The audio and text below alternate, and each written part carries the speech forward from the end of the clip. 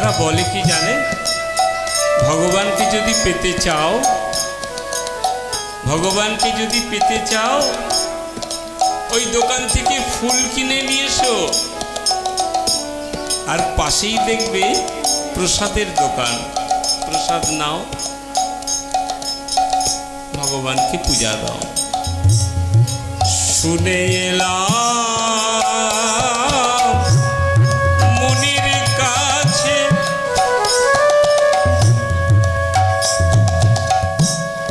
Bell ফুলে নাকি তোমার মেলে। শুনে এলাম মুনির কাছে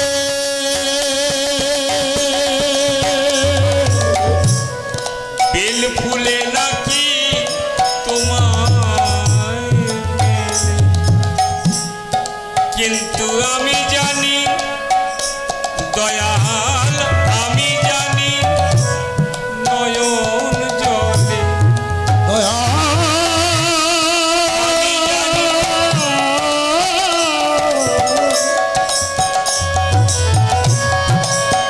ও দয়াল আমি জানি নয়ন জলে পূজা হয় গো তোমার,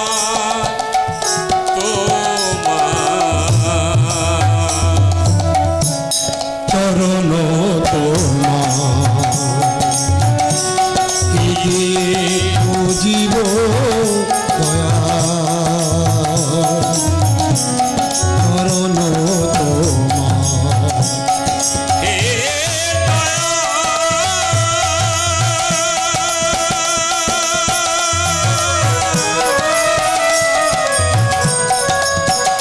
দয়ালের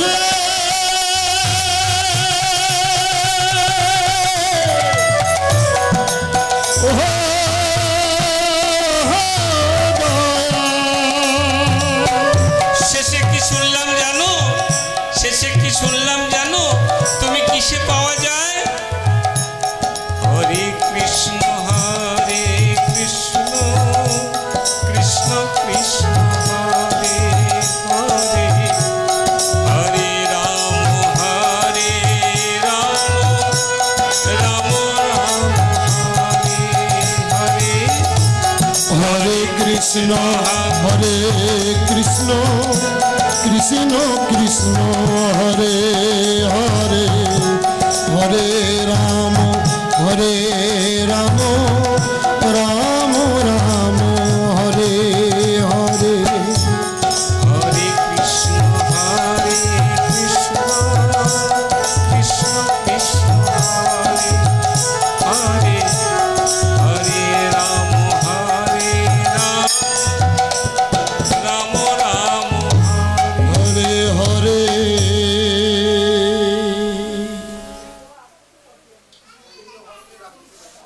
আচ্ছা, আজকের মুখ্য বিষয় দেখুন, আমাকে আমাকে ছোটবেলাতে মাকে জিজ্ঞাসা করতাম, আমার কোনো বোন নেই জানেন, আমরা দু ভাই। যেখানে যেখানে রাখি উৎসব হতো যেদিন, বা ভাই ফোঁটা হতো যেদিন, সেদিন মনে বড় কষ্ট হতো। মাকে জিজ্ঞাসা করতাম, মা ওই দেখো না সবাই কিরকম রাখি পড়েছে, আমাদের বোন নেই, আমরা রাখি পরবো না। মা বলেছিল এমন একটা দিন আসবে সবাই যা রাখি পরবে তার থেকে বেশি রাখি তোর হাতে থাকবে।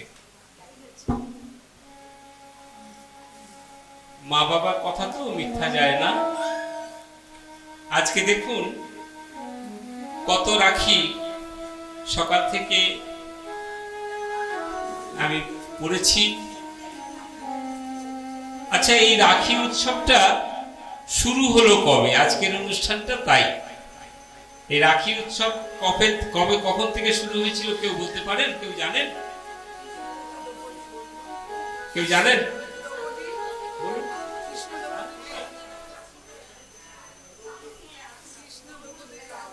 বলুন, একটু বলুন।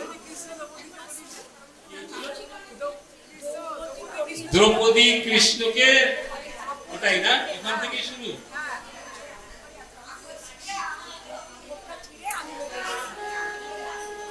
আচ্ছা, অনুষ্ঠানটা শুধু অনুষ্ঠান নয়, অনুষ্ঠান হচ্ছে শিক্ষামূলক, মানে আমরা শিখবো, এটাও তো ঠিক। দ্রৌপদী কৃষ্ণের হাতে এক টুকরো কাপড় বেঁধে দিয়েছিল। আপনারা সকলে সেটা কি রাখি উৎসব বলে মানেন। শুধু কি তাই, আরো কিছু আছে। সত্য, ত্রেতা, দাপর, আমরা কলিযুগে রয়েছি। সত্যযুগ থেকে কিন্তু এই রাখি বন্ধন হয়। আপনারা যেটা জানেন সেটা মাঝখানে দুটো যুগ চলে গেল, সত্য চলে গেল, দাপর চলে গেল, হ্যাঁ সত্য চলে গেল, ত্রেতা চলে গেল, এলো দাপর। দাপর যুগেতে ভগবান শ্রীকৃষ্ণ দ্রৌপদীর হাতেতে রাখি পড়লেন। এটা যেমন, তাহলে কি রাখি দাপর যুগ থেকে শুরু হলো? না, রাখি সত্য যুগেও ছিল, রাখি বন্ধন ত্রেতা যুগেও ছিল, রাখি বন্ধন দাপর যুগেও ছিল। আপনারা জানতে পারলেন কখন? না দাপর যুগ থেকে। আর তার সত্য যুগে যে ছিল তার কথা একটু বলি, শুনবেন তো? সত্য যুগের কথা জানেন? জানেন না, শুনুন।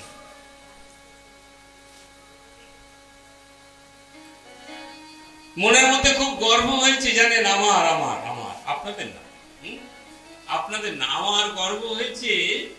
আমার কাছে আমার যা ধন সম্পত্তি আছে, বাবু সামনে আসুন না, আপনি বুঝবেন, সামনে আসুন, দেখতে পাবো না आपको आपको आप सामने आइए, क्योंकि सत्ययुग का बात हो रहा है ना, तो इन लोग को सत्ययुग का है ही नहीं, ये तो सब कलियुग का।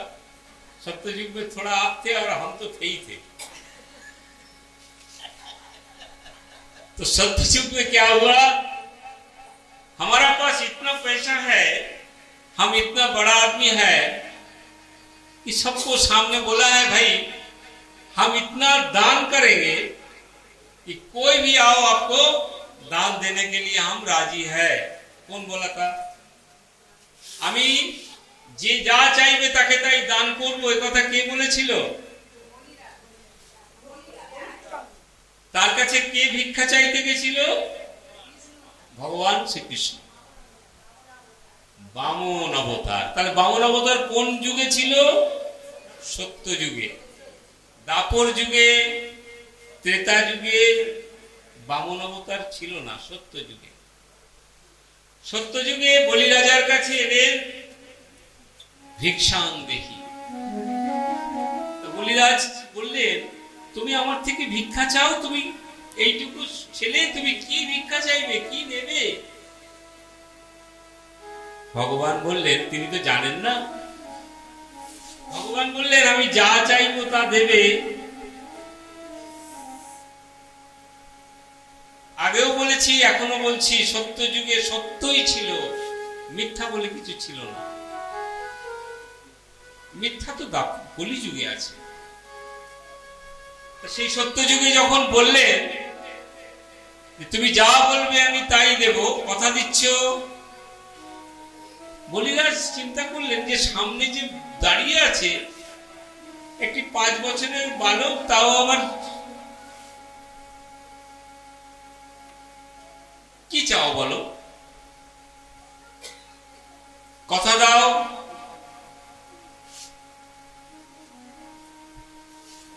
ভগবান বললেন, শুধু কথা দিলে হবে না, শপথ নিতে হবে। শপথ নিতে গেলে কি করতে হবে না, তোমার ওই কমণ্ডলু থেকে তোমার হাতে একটু জল নাও, আর সেই জল দিয়ে 3 সত্যি করে বলো, যা হা বলছি, যা দেব তা দেব দেব। যখনই ওই হাতে কমণ্ডলু নিয়েছেন, সঙ্গে সঙ্গে ওনাদের গুরু ছিল কে? শুক্রাচার্য। কাদের গুরু জানেন? কাদের? অসুর দৈত্যদের গুরু। কারণ ভগবান যার কাছে এসেছে তিনি দৈত্যকুলে জন্মগ্রহণ করেছেন বলেই বা ভালো। আমরা কোনো কোনো সময় বলি না, দেখ দেখ গোবরে পদ্ম ফুল ফুটেছে। খারাপ জায়গায় ভালো কিছু হয়। ঠিক তেমন বলি রাজা যেমন সত্যবাদী, কিন্তু তার জন্ম ছিল দৈত্যকুলে। আচ্ছা, বলি রাজার দাদুর নাম জানেন কিনা? প্রহ্লাদের ছেলের নাম বিরোচন, বলির বাবার নাম বিরোচন, তার ছেলে হচ্ছে। কাজে এই বংশটা দেখতে হবে তো কোথা থেকে এসেছে। যতই রাক্ষস বংশ দানব বংশ হোক, ভগবান তো সঙ্গেই আছে। যখনই ওই কোমণ্ডলু থেকে জল নিয়ে বললেন যে হ্যাঁ আমি দেব, এই সত্য করতে যাচ্ছে, গুরুদেব সঙ্গে সঙ্গে ছুটে এসেছে। কি করো কি করো কি করো? বলি কি করছো তুমি? তুমি কাকে দান দিচ্ছ জানো? চতুরের শিরোমণি ভগবান স্বয়ং নারায়ণ তোমার কাছে এসেছে, ওকে দিও না, সব নিয়ে নেবে, সব নিয়ে নেবে। বলি বললে গুরুদেব এ তো আমার পরম সৌভাগ্য, এই যাকে যা দান করছি এই দানের মহৎ দান যে নিতে এসেছে তাকে যদি দিতে পারি আমার আর কি চাই, আমি ওনাকে দেব।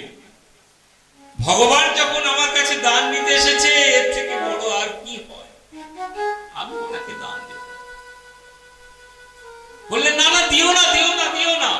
তিনি কি করেছিলেন যাতে ওই জল না নিতে পারে? ভগবান সঙ্গে সঙ্গে চিন্তা করলেন বদমাইশকে কি করে সাজা দিতে হয় তা আমি জানি।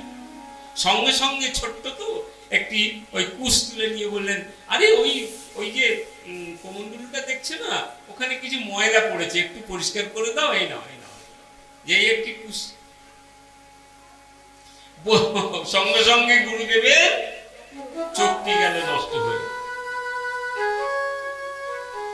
গুরুদেবের চোখ শেষ হয়ে গেল। গুরুদেব ছটফট করতে করতে বেরিয়ে এলো। বলি এ কি করলে, এ কি করলে? আমি তোমাকে বাঁচাতে গেলাম, আমায় তুমি অন্ধ করে দিলে। পরে কি করলেন? জল নিলেন এবং প্রতিজ্ঞা করলেন যা বলছি আমি তা সঠিক বলছি, আমি যা দেব দেব দেব। ওই ছোট ছোট তিনটে পায়ে যখন তিনি এই বিশাল ভুবন একসঙ্গে নিয়ে নিলেন, বলি তখনও কিন্তু হাত জোর করে ভগবানের কাছে দাঁড়িয়ে বললেন, প্রভু আমি তো পৃথিবীতে অতিথি মাত্র, এই পৃথিবীর মালিক তো তুমি। তোমার জিনিস তুমি ফেরত নিয়েছো, এতে আশ্চর্য হবার কি আছে?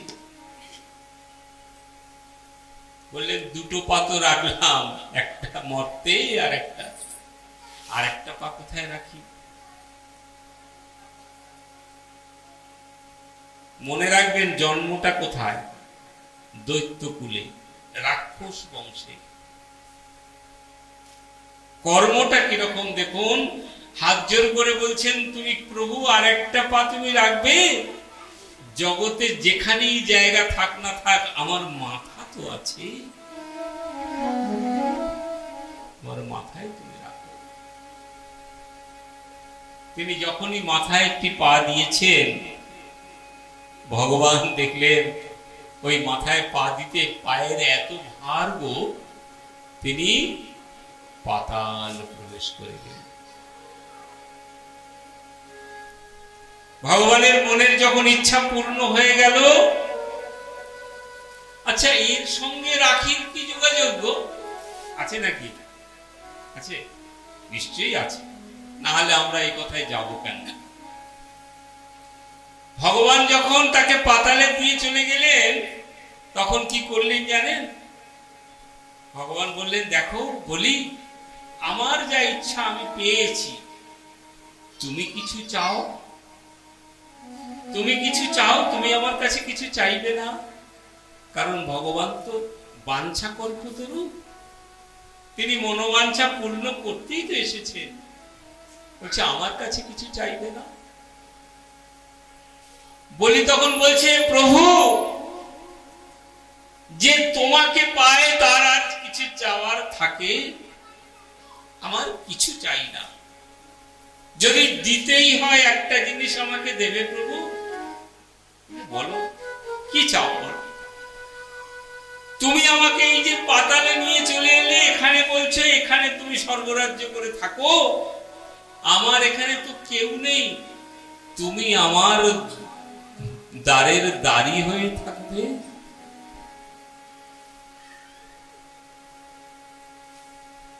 কি বলছে শুনেছেন? ভগবান বাঞ্ছা কল্পতরু।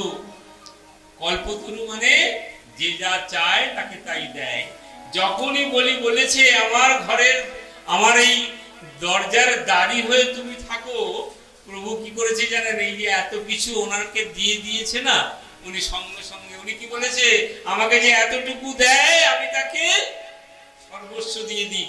বলি সব দিয়ে দিয়েছে, প্রভু আর কিছু রাখতে পারেনি। না রেখে কি করেছে জানেন? বলছে ঠিক আছে ঠিক আছে, আমি তাই করব। ভগবান হলেন বলিরাজার দ্বারের। তুমি যদি ভগবান ভক্তেরি প্রাণ, তবে কেন দুঃখ দাও ওকে ভগবান, তবে কেন দুঃখ দাও। তুমি যদি ভগবান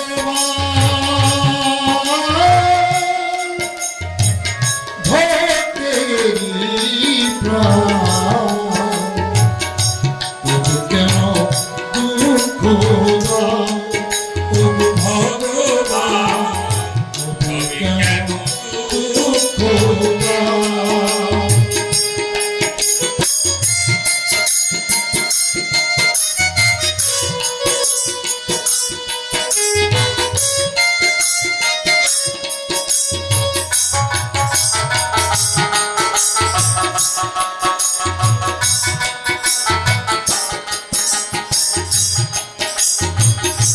তুমি যে কামনা, তুমি যে ভাবনা, তুমি যে সকলেরই প্রাণ, ওগো দয়াময়, তবে কেন দুঃখ দাও। তুমি যদি ভগবান ভক্তেরি প্রাণ, তবে কেন দুঃখ দাও ভগবান, তবে কেন দুঃখ দাও ভগবান, তবে কেন দুঃখ দাও। আচ্ছা, নারায়ণ কোথায় থাকে? নারায়ণ কোথায় থাকে? হ্যাঁ, বৈকুণ্ঠে থাকে। দিদি ভাই কোথায় দেখানো যেন? হ্যাঁ, আমি ওইরকমই দেখলাম। আচ্ছা, হ্যাঁ, নারায়ণ থাকে বৈকুণ্ঠে, আর সে ওই ঠাকুর সেই যে ওই মা মা লক্ষ্মী পদসেবা করছে, আর সে সাগরের নাম কি গো? ক্ষীরোদ সাগর। ক্ষীরোদ সাগরে তিনি শয়ন করে আছেন, আর তাকে পাহারা দিচ্ছে কে? নাগ দেবতা।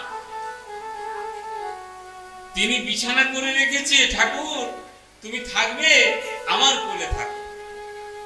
আচ্ছা, যদি নারায়ণ চলে আসে দরওয়ানি করতে, মনে আছে কি বলেছে? দরওয়ানি করতে এসছে তো, ওই বলেছে না, বলি বলেছে না যে আমার কাছে থাকো প্রভু। প্রভু তো সেই যে বলির কাছে ওই চাইতে গেছিল, তারপর বলির কাছে থেকে থেকে তিনি ওইখানেই দরওয়ানি করছে। এদিকে লক্ষ্মী খুঁজে বেড়াচ্ছে, হায় ভগবান, আমার প্রভু কোথায় গেল, আমার প্রভু কোথায় গেল, আমি পদসেবা করব। একদিন দুদিন নারদ বলছে, ও চিন্তা করো না, কোথায় হয়তো খুব ভালো মন্দ খাবার টাবার পেয়েছে, ওখানে বসে গেছে। তুমি তো জানো প্রভু একটু লুভি আছে, ওই কি বলে ভালো ভালো ওই মালপোয়া, তারপরে ক্ষীর, তারপরে দই, এসব ভক্তরা দিয়েছে। ভক্তরা তো দেয় গো, মাঝে মধ্যেই তো হরিসভা হচ্ছে, সেখানে মালসা ভোগে কত কিছু প্রসাদ করছে। ওই প্রভু মনে হয় ওই কোন একটা জায়গায় খেয়েছে আর ওইখানেই শুয়ে পড়েছে। মা লক্ষ্মী চিন্তা করলেন হলেও হতে পারে, কিন্তু একদিন দুদিন 3 দিন 5 দিন 1 মাস যখন যায়, আচ্ছা 1 মাস যদি কোনো স্বামীর খোঁজ কেউ না পায় আমার দিদিরা, তাহলে তাদের অবস্থাটা কেমন হবে? খারাপ হবে না? 1 মাস কোনো খোঁজ নেই, স্বর্গমর্ত চারিদিক করে ফেলছে, পাতাল তো জানে না, পাতাল তো ভগবান সৃষ্টি করেছে, খালি বলিকে নিয়ে গেছে, চারিদিক দৌড়ে দৌড়ে বেড়াচ্ছে, কোথাও নেই কোথাও নেই। লক্ষ্মী খুঁজেই পাচ্ছে না তার স্বামীকে, লক্ষ্মী খুঁজে পাচ্ছে না তার স্বামীকে। নারদকে ডেকে বলছে, নারদ ঠাকুর তুমি জানো নারায়ণ কোথায় আছে, আমার স্বামী কোথায় আছে তুমি জানো? কেন মা তুমি জানো না? বলে না আমি জানি না তো। তুমি জানো না? বলে হ্যাঁ আমি তো জানি। কোথায় আছে গো, কোথায় আছে? যখন বলেছে কোথায় আছে, তখন বলছে আর বলো না, চাইতে গেল দান, আর সে দান তো পেলই পেল, আবার তার কাছে গিয়ে দরওয়ানিও করছে। আর নারায়ণ যখন কথা দিয়েছে সেখানে দরওয়ানি করবে, সহজে আসবে না। ও একজন সাবস্টিটিউট দরওয়ান পেলে তবে তো আসবে। হ্যাঁ, চাকরি কিরকম হয় গো, শোনো তোমাকে কাজে রাখছি, আর দ্বিতীয় কোন লোককে না রেখে কিন্তু তোমাকে ছুটি দিতে পারবো না। এখন নারায়ণ তো ওখানে বাধা পড়ে গেছে গো, লক্ষ্মী আর কিছুতেই। নারায়ণকে নারদকে বলছে, ঠাকুর ও নারদ ঠাকুর একটা কিছু রাস্তা করো না, একটা কিছু রাস্তা করো যাতে আমি আমার প্রভুকে ফিরে পাই, ফিরে পেতে পারো, ফিরে পেতে পারো। একটা কাজ করো, তুমি তুমি বলি রাজাকে ভাই সম্পর্ক করো, বলি রাজাকে ভাই সম্পর্ক করো। বলি রাজাকে ভাইয়ের সম্বোধন করে এই আজকের দিনে এই রকম 1 গুচ্ছ রাখি নিয়ে গিয়ে ভাইকে রাখি পরালেন।